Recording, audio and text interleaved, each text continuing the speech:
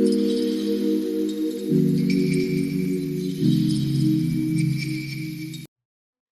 viewers, welcome back to Tech Angels channel, where we discuss things about cybersecurity, information technology, and a lot more. In today's video, we are going to talk about the basis of ethical hacking, the methodology involved in ethical hacking, or let me just say step by step followed in ethical hacking. But before then, let's explain what is ethical hacking. Why is ethical hacking needed?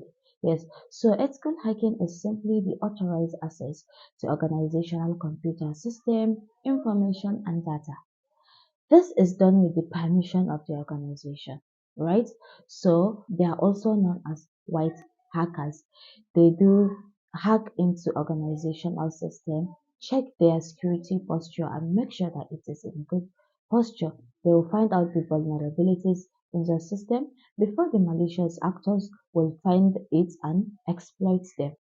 The ethical hackers use all tricks, tools and techniques that the malicious hackers use in hacking into organizational systems. So ethical hacking are very important because they defend organizational information and data and make sure their security posture is in good position. So let's straightly dive into our topic for today, which is phases of ethical hacking. Number one is reconnaissance. Then the second one is scanning, gaining access, maintaining access, and clearing of track. So reconnaissance, what does that mean? Reconnaissance is the initial phase in ethical hacking, where the hackers gather information about the target system or organization. This phase is also known as information gathering phase or footprinting. The hackers gather information about the network, host, and people involved in the organization or the people involved in the targets. So there are basically two types of footprinting. That's the active footprinting and the passive footprinting. In the active footprinting, the hacker communicates directly to gather information about its targets, e.g. the using of Nmap tool. Then passive footprinting. This is when the hacker seeks to get information about the target without gaining direct access to the targets.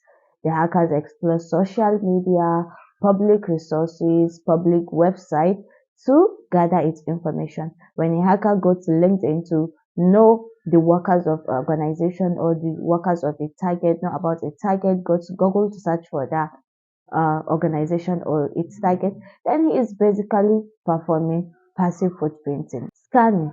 During this stage, the ethical hackers gather information about the target system.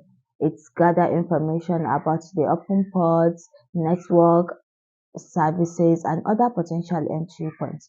This is done using automated scanning tools and techniques to discover vulnerabilities such as the weak access control, misconfiguration, or unpatched software. Basically, there are three scanning involved in this stage. That is the network scanning, port scanning, and vulnerability scanning.